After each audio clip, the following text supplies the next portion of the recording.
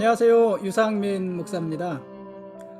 지난 주간까지 교우들과 함께 사순절 온라인 성경 읽기를 매일 했었습니다.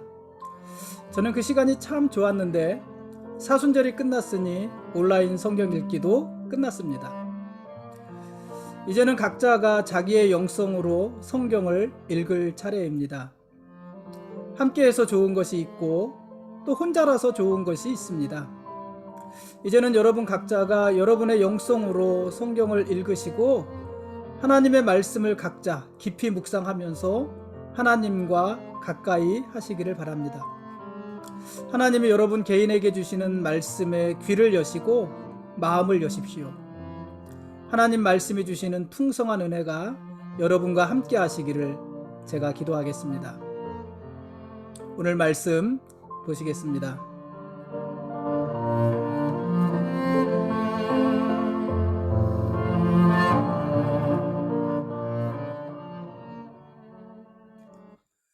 오늘 읽을 말씀은 사무엘상 20장과 21장 그리고 시편 34편 말씀입니다. 사울왕은 여전히 다윗을 죽이려고 합니다. 그래서 다윗은 요나단을 만나서 자신의 결백을 주장합니다. 이에 요나단은 아버지 사울왕의 본심을 알아본 후에 다윗에게 알려주기로 약속을 합니다. 그리고 사울왕의 손에서 다윗을 살리기 위해서 요나단은 정말로 동분서주합니다. 다윗이 죽지 않으면 자기가 왕이 될 수 없다는 것을 알았지만 요나단은 거기에 개의치 않았습니다. 오히려 요나단은 다윗에게 자기와 자기 가족들의 생명을 보호해 줄 것을 부탁합니다. 내가 사는 날 동안 여호와의 인자하심을 내게 베풀어서 나를 죽지 않게 하고 너의 인자하심을 내 집에서 영원히 끊어버리지 말라. 사무엘상 20장 14절 15절에서 이렇게 진심 어린 부탁을 합니다. 그러니까 요나단은요, 자기가 아니라 다윗이 이스라엘의 왕이 될 것을 이미 알고 있는 것입니다. 왜냐하면 하나님이 이미 그렇게 하시기로 작정하셨기 때문이에요. 마음먹으셨기 때문입니다. 요나단의 이런 모습은 고통당하는 다윗에게 아마 큰 위로와 힘이 되지 않았겠습니까? 그러니까 요나단이 주는 그 위로도 있었고 요나단을 통해서 하나님이 가지신 그 뜻, 계획에 대한 확신도 있었을 것이고 여러 가지 위로와 힘이 있었을 것입니다. 요나단은 아버지 마음을 확인합니다. 다윗 왕에 대한 사울 왕의 본심은요, 아주 확고했습니다. 다윗을 죽여야 한다는 것입니다. 사울 왕은 다윗을 도와주는 요나단에 대해서 그래서 굉장히 불같이 화를 내죠. 다윗을 죽여야 되는데 또 다윗을 죽여야 요나단이 왕이 되는 것인데 이 요나단이 철도 없이 아버지 속도 모르고 계속해서 다윗을 도와주고 다윗을 살려주고 하니까는 그 아들에게 불같이 화를 냅니다. 아버지가 요나단에게 패용무도한 계집의 소생이라고 합니다. 패용무도한 계집의 소생. 이게 아들에게 할 수 있는 욕은 아닌 것 같아요. 근데 요나단을 이렇게 욕하면서 요나단을 꾸짖고 그러면서 다윗에 대한 광기와 적개심을 아무런 여과 없이 그대로 드러냅니다. 사무엘상 20장 30절 31절에서 사울 왕은 다윗을 살리려 하는 요나단에게 이렇게 말을 해요. 패용무도한 계집의 소생아, 네가 이새의 아들을 택한 것이 네 수치와 네 어미의 벌거벗은 수치됨을 네가 어찌 알지 못하냐? 이새의 아들이 땅에 사는 동안은 너와 네 나라가 든든히 서지 못하리라. 그런즉 이제 사람을 보내어 그를 내게로 끌어오라. 그가 죽어야 할지니라. 이 사울왕의 관심은요, 오로지 자기의 왕국을 든든히 세우는 데만 있습니다. 자기의 왕국을 든든히 세우는 게 뭐예요? 자기가 왕의 자리에 견고히 있는 것이고 그 왕의 자리를 자기 아들들에게 물려주는 것이에요. 그래서 자기의 왕조를 만드는 것이에요. 그것이 사울의 유일한 관심입니다. 그래서 다윗을 죽여야 하는 것입니다. 하나님의 뜻이 어디 있는지 상관없이 다윗을 죽여야 하는 것입니다. 이 당시에 사울은요, 완전히 폭군이 되어 있습니다. 그러니까 사울이 처음 등장할 때의 그 모습은 하나도 없고요. 완전히 폭군으로 변해 있는 사울의 모습, 그 모습이 기록되어져 있습니다. 다윗이 사울 왕을 피해서 도망가던 중에 높 땅에서 제사장 아히멜렉의 도움을 받잖아요. 이 아히멜렉은요, 다윗이 사울 왕에게 쫓기는 것을 몰랐어요. 어떻게 알았겠습니까? 이 표면적으로 이 다윗은 사울 왕의 사위고 또 사울 왕의 가장 충성스러운 부하 아닙니까? 또 가장 유능한 부하 아닙니까? 근데 사울 왕에게 다윗이 쫓기고 있을 거라고 꿈에도 몰랐겠죠. 그래서 아히멜렉은 다윗이 사울 왕에게 쫓기는 것도 모르고 다윗을 돕잖아요. 하나님 앞에 드려졌던 진설병, 즉 거룩한 떡을 다윗에게 내어주고 또 다윗이 죽인 골리앗 장군의 칼, 그 칼을 다윗에게 또 내어준 것입니다. 근데 이 일로 인해서 이 아히멜렉과 제사장들이 큰 고난을 당하죠. 폭군이 된 사울 왕은요, 아히멜렉이 이 다윗을 도왔다고 해서, 그가 알고 도왔건 모르고 도왔건 다윗을 도왔다고 해서 제사장 85명을 죽이고요, 제사장들의 성읍인 이 높 땅에서 남녀 아이들과 젖 먹는 자들과 소와 나귀와 양들까지 칼로 진멸합니다. 이런 진멸은요, 이스라엘이 가나안 땅에 들어갈 때 가나안 사람들, 하나님을 알지 못하는 이방 사람들, 그들을 향하여 행해야 했던 진멸이었잖아요. 근데 그 진멸을 제사장들을 향해서, 또 그 가족들을 향해서, 제사장들의 성읍을 향해서 하는 것이에요. 무려 85명의 제사장들을 죽이고 그 성에 살고 있는, 제사장들의 성에 살고 있는 남녀와 아이들과 젖 먹는 자들, 심지어 소와 나귀와 양, 이것들을 다 점령합니다. 이렇게 무자비할 수가 없습니다. 근데 사울 왕이 이렇게 되어 있는 것입니다. 사울 왕의 목적은 오직 하나, 다윗을 죽이는 것이고 자기의 왕국을 자자손손 보존하는 것입니다. 거꾸로 자기의 왕국을 자자손손 보존하는 것이 그의 유일한 목적이고, 그를 위해서 다윗을 죽여야지만 하는 것입니다. 이것이 사울이 원하는 유일한 일입니다. 사울 왕은요, 이미 하나님을 두려워하지 않습니다. 이스라엘 왕으로서 자기 모습에 대한 최소한의 체면도 없습니다. 우리가 그래도 신앙이 없어도, 마음의 신앙이 충만하지 않아도, 내가 목사니까, 내가 장로니까, 내가 집사니까, 내가 엄마니까, 아빠니까 체면상 보여줘야 되는 어떤 그런 신앙의 형식들이란 것이 있잖아요. 내 마음이 다 그곳에 담아있지 않아도 체면상 하는 것들이 있잖아요. 지금 사울에게는요, 그런 체면도 없어요. 이스라엘 왕으로서, 하나님 나라의 왕으로서의 최소한의 체면도 없습니다. 이제 다윗은요, 이런 사울 왕에게 어떤 인자함도 기대할 수 없게 되었습니다. 그러니 어떻게 해야 됩니까? 도망가야지요. 다윗은 이 사울 왕의 추격을 피해서 도망갈 수밖에 없었고요. 그런데 왕을 피해서 어디로 도망갈 수 있겠습니까? 이스라엘 모든 영토가 왕의 영토인데 어디로 도망갈 수 있겠습니까? 피할 곳이 없었습니다. 그래서 다윗은 이스라엘의 경계를 넘어서 블레셋까지 가서 보호받기를 원합니다. 여태까지 다윗은 블레셋과 전쟁을 했는데, 골리앗도 죽였는데, 오죽이나 급했으면 그 블레셋까지 도망을 갔을까요? 블레셋에 가서 그곳에 몸을 의탁하고 그곳에서 도움을 받으려고 합니다. 그러나 여러분, 그것은 잘못된 선택이었습니다. 다윗이 블레셋까지 간 것은요, 하나님과 그 백성들에 대한 일종의 불신이었습니다. 이스라엘에 있다가는 하나님의 도우심을 받지 못할 것이다. 이스라엘에 있다가는 내가 꼼짝없이 죽을 것이다. 이런 것이잖아요. 어떻게 그 이방 민족들, 하나님을 알지 못하는 나라, 하나님을 대적하는 나라, 그곳에까지 가서 자기의 생명을 연장하려 했을까요? 그 상황을 보아서 그 다윗의 그 마음은 이해가 가나, 그러나 그것은 옳지 못한 일이었습니다. 실제로 다윗은요, 블레셋에서 큰 수모를 당하지요.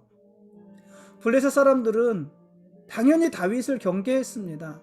골리앗을 죽인 사람이잖아요. 모든 블레셋과의 전쟁에서 승리를 가져온 사람이잖아요. 다윗을 경계했습니다. 그래서 결국 이 다윗은요, 그 블레셋에 가서도 거기서도 위협을 느꼈어요.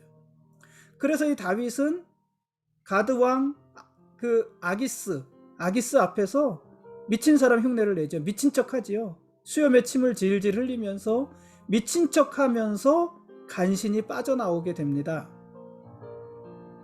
하나님 나라, 하나님의 나라 이스라엘, 그 이스라엘의 기름 부은 받은 왕 다윗이 할례 받지 못한 이방인들 앞에서 미친 척 하다가 쫓겨나는 수모를 당하는 것입니다.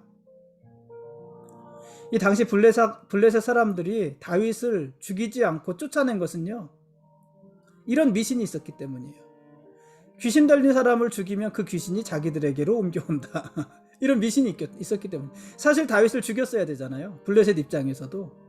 근데 죽이지 않고 쫓아낸 것은 그런 미신이에요. 귀신 들린 사람을 죽이면 그 귀신이 자기들에게로 옮겨온다. 그러니까 이 블레셋 사람들이 볼 때 이 다윗은요, 귀신 들린 사람이었어요. 귀신 들려서 미친 사람이었어요. 그러니 그를 죽이면은 그 귀신이 자기들에게 올 것이니 그것이 두렵기도 하고, 이렇게 귀신 들려 미친 자가 이제 블레셋에 무슨 위협이 되겠습니까? 죽일 가치도 없었던 거예요. 그래서 다윗을 쫓아내게 되고 그 결과 다윗이 목숨을 겨우 건지게 되는 것이죠. 그런데 이런 수모가 어디 있습니까? 아마도 이 날은요, 다윗에게 있어서 가장 치욕스러운 날 중 한 날이지 않았을까요? 가장 치욕스러운 날, 가장 수치스러운 날. 그런데요, 참 재밌는 것은요, 이렇게 수치스러웠던 날, 치욕스러웠던 날, 이 날을 기억하면서 다윗이 시를 짓는데, 그 시가 오늘 우리가 읽은 시편 34편 말씀입니다. 그래서 이 시편 34편의 부제가 뭐예요? 다윗이 아비멜렉 앞에서 미친 채 하다가 쫓겨나서 지은 시. 아비멜렉 앞에서. 이 아비멜렉과 아기스는 같은 사람이에요. 아비멜렉과 아기스는 같은 사람인데, 그 아비멜렉 앞에서, 아기스 앞에서 미친 채 하다가 쫓겨나서 지은 시. 우리가 지금 읽은 그 말씀이에요. 수염의 침을 질질 흘리면서 미친 척 하다가 쫓겨난 그 일. 이 시편 34편의 배경이 그런 거라면은요, 이날 다윗의 상태는 어땠겠습니까? 아주 우울하고 수치스럽고 불안하고 힘들고 그러지 않았겠습니까? 그런데요, 그런 날 지은 이 시편 34편의 분위기는요, 그렇게 어둡지 않습니다. 참 재밌죠? 어둡지 않아요. 시편 34편에서 다윗은요, 오히려 위기에서 탈출한 자기의 경험을 바탕으로 이스라엘 백성들을 향해서도 하나님을 경외하며 하나님을 의지하는 삶을 살아갈 것을 교훈합니다. 특히 시편 34편 8절에서 다윗은요, 여호와의 선하심을 맛보아 알지어다 이렇게 말을 했어요. 맛보아 알라. 맛보라는 말은요, 무슨 말이냐면은 음식 맛을 보았는데 그 맛이 변하지 않았다, 상하지 않았다, 이런 말이에요. 상하지 않았고 변하지 않았다, 이런 말이에요. 그러니까 음식 맛이 변하지 않은 것처럼 여호와의 선하심도 변하지 않았다는 거예요. 여호와의 선하심을 맛보아 알라고 그랬으니까는 음식 맛이 변하지 않은 것처럼 여호와의 선하심은 변하지 않았다 하는 것입니다. 다윗이 사무엘에 의해서 기름받고 이스라엘의 왕이 될 때나, 아니면 골리앗을 이기고 백성들의 환호를 받으며 왕의 환호를 받을 그때나, 아니면 자신을 죽이려는 사울 왕을 피해서 도망다니던 때나, 심지어는 하나님을 대적하는 이방 나라의 왕 앞에서 미친 척하다가 겨우 살아난 지금 이 순간이나 하나님의 선하심은 변하지 않았다는 거예요. 하나님은 여전히 선하시고 하나님은 여전히 옳으시다는 거예요. 그 맛이 변하지 않았다는 것입니다. 그래서 뭐예요? 그 하나님께 피하는 자는 복이 있다, 이렇게 기록을 하고 있는 것입니다. 놀라운 신앙 아닙니까? 우리에게 그 신앙을 권면하는 것입니다. 그게 시편 34편입니다.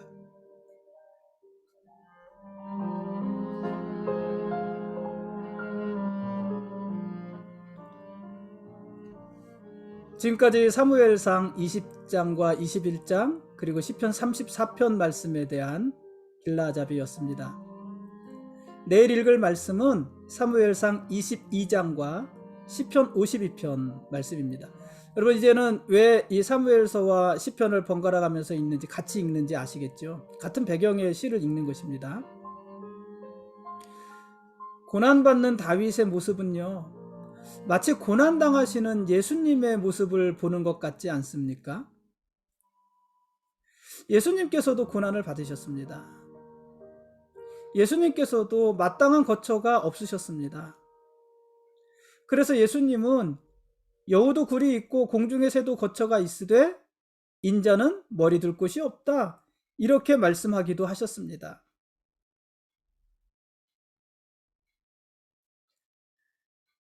물론 이 다윗의 행위가 예수님처럼 모두 옳았던 것은 아닙니다. 다윗에게는 크고 작은 실수가 많이 있지 않았습니까? 또 당장 오늘 우리가 읽은 말씀만 보더라도 이 다윗은 사울왕을 피해서 이스라엘의 경계를 넘어 블레셋 진영에까지 갔잖아요. 이게 잘못된 것이라고 그랬잖아요. 옳은 판단이 아니라고 그랬잖아요. 그래도 다윗은요, 이 고난을 통해서 이스라엘 왕으로서의 자질을 하나씩 하나씩 갖추어 갑니다. 다윗이 고난을 받을수록 분명해지는 것이 있는데 그게 뭘까요? 다윗이 고난을 받을수록 분명해지는 것. 그것이 뭐냐면은 다윗이 어떤 고난을 당해도 하나님께서는 함께 하시며 도와주신다는 거예요. 지켜주신다는 거예요. 보호하신다는 거예요. 그 고난과 고통이 다윗을 무너뜨리지 못한다는 것이에요. 다윗을 점령하지 못한다는 것이에요. 그게 첫 번째. 두 번째는 이 첫 번째, 두 번째 사실 별 의미는 없습니다. 그냥 지금까지 우리가 읽은 말씀을 근거로 말을 하는 거예요. 두 번째는 하나님이 함께 하지 않으시면 다윗 자신은 아무것도 아니라는 것이에요. 다윗이 사울 왕과 비교할 수 있습니까? 비교가 안 되죠. 사울은 왕인데 아무것도 아닙니다. 그러니까 다윗이 이 고난의 과정을 통해서 배우는 것은 뭐냐면, 내가 이렇게 고난스러운 일들을 당하는데, 고통스러운 일을 당하는데, 죽을 것 같은 일들을 당하는데, 수모와 멸시를 당하는데, 그래도 하나님이 나와 함께하고 계시는구나. 하나님이 나를 여기서 건져주시는구나. 나를 도와주시는구나. 내가 이 고통으로 인해서 앞으로 넘어지지 않겠구나. 이 고통 때문에, 이 고난 때문에, 이 수치와 수모 때문에 내가 무너지지 않겠구나. 그 사실을 아는 것이고요. 두 번째, 그 도우시는 하나님이 없으면 나는 아무것도 아니구나. 이것을 알게 되는 것입니다. 그러므로 다윗은요, 어떻게 하지 돼요? 하나님이 도와주지 않으시면 아무것도 아니잖아요. 그러니 어떻게 하지 돼요? 겸손해야죠. 자기의 수준을 알고 겸손해야죠. 골리앗을 이겨도 내가 이긴 것이 아니라 하나님이 이기신 거잖아요. 그러니 그 일 때문에 교만해지면 안 되는 거예요. 겸손해야지요. 그리고 하나님이 없으면 아무것도 아니잖아요. 그러니 순종해야지요. 겸손해야 되고 절대 순종해야 되고, 이런 이스라엘의 왕의 자질을 다윗이 오랜 고난의 기간을 거치면서 배워가는 것이고 그 몸에 익혀가는 것입니다. 여러분, 그런데 이런 것은 다윗에게 필요한 것만이 아니라 오늘 우리 모든 성도들에게도 필요한 모습 아니겠습니까? 여러분, 고난이 우리를 무너뜨리지 못합니다. 고난이 우리를 점령하지 못합니다. 왜냐하면 하나님이 우리를 도우실 것이기 때문입니다. 여호와의 선하심을 맛보아 할지어다. 여러분, 하나님은요, 그 맛이 변하지 않으십니다. 우리가 좋을 때에도 선하신 하나님이시고 우리가 고난당할 때에도 선하신 하나님이십니다. 그 맛이 변하지 않으십니다. 그러므로 그에게 피하는 자는 복이 있는 것입니다. 또한 순종해야지요. 그러니 겸손하고 그러니 순종해야 되는 것이죠. 이것이 이스라엘 왕의 자질이기도 하며 오늘 우리들에게 필요한 모습이기도 한 것입니다. 하나만 더 잠깐 보면은요, 노베 제사장 아히멜렉이 하나님 앞에 드려져서 제사장들만 먹을 수 있는 거룩한 떡, 진설병, 그것을 다윗에게 내어주었잖아요. 이거는 사실 잘못된 거예요. 그렇지 않습니까? 율법의 형식을 깨뜨리는 거잖아요. 그건 거룩하게 구별된 떡이기 때문에 제사장만 먹을 수 있는 것이에요. 그런데 아히멜렉은 그것을 시장 한중에 아주 굶주린 중에 있는 다윗과 그 일행들에게 내어주었습니다. 어떻게 된 걸까요? 어떻게 보아야 될까요? 여러분, 율법은요, 율법의 목적이 뭡니까? 율법은 사람을 정죄하고 죽이기 위해 있는 것이 아니라 사람을 살리기 위해서 있는 것입니다. 그게 정신입니다.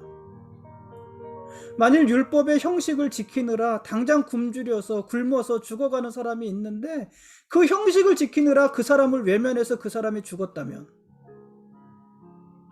그것은 율법의 정신에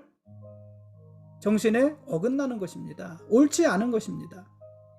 그래서 신약의 예수님께서도요, 바리새인들과 안식일을 논의하실 때 이 이야기를 거론하시잖아요. 바리새인들과 안식일 문제를 논쟁하시면서 예수님께서도 뭐라고 말씀하세요? 다윗이 자기와 함께한 자들이 시장할 때 하나님의 전에 들어가서 제사장 외에는 먹어서는 안 되는 진설병을 먹은 이 일을 옹호하시잖아요. 이 사실을 근거로 예수님께서도 안식일에 병든 자를 고치시고 안식일에 활동하시는 거잖아요. 그러니까 예수님께서 안식일에 병든 자를 고치신 것이나 다윗이 시장할 때 진설병을 먹은 것, 그것을 같은 맥락으로 보신 것입니다. 여러분, 율법의 형식보다 중요한 것이 율법의 정신입니다. 그런데 율법의 형식을 지키느라 정신을 다 버린 사람들이 있잖아요. 율법의 형식을 지키느라, 형식을 붙잡느라 그 율법의 정신을 다 버렸어요. 그래서 그 율법으로 항상 사람을 정죄하는 일만 해, 죽이는 일만 해. 그들이 누굽니까? 바리새인들이고 서기관들 아닙니까? 그래서 예수님은 이 서기관과 바리새인들을 뭐라고 그랬습니까? 어떤 자들이라고 그랬습니까? 외식하는 자들이다, 이렇게 말씀하신 것 아니겠습니까? 형식은 물론 중요합니다. 그러나 그 형식은 정신을 이루기 위한 것입니다. 정신이 빠진 형식은 그야말로 형식인 것입니다. 오늘 우리도요, 각종 신앙의 형식을 지키는 것 중요하지요. 그러나 그보다 더 중요한 것은 정신입니다. 우리 신앙은 다른 사람을 살리는 것이 돼야 되는 것이지, 우리가 지키고자 하는 신앙의 형식이 다른 사람을 죽이는 것이 돼서는 안 되는 것입니다. 그렇지 않습니까? 우리가 우리의 신앙의 형식을 지키느라 다른 사람이 죽는다면 그것을 올바른 신앙이라고 말을 할 수 있겠습니까? 물론 형식을 쉽게 허물어서는 안 돼요. 왜냐하면 그 형식 하나하나에 정신이 들어가 있는 거니까 쉽게 허물 수는 없는 거지만 정신이 중요하다 하는 것입니다. 오늘은 여기까지 하겠습니다. 하나님이 우리의 왕이십니다. 우리는 그분의 거룩한 백성들입니다. 고맙습니다.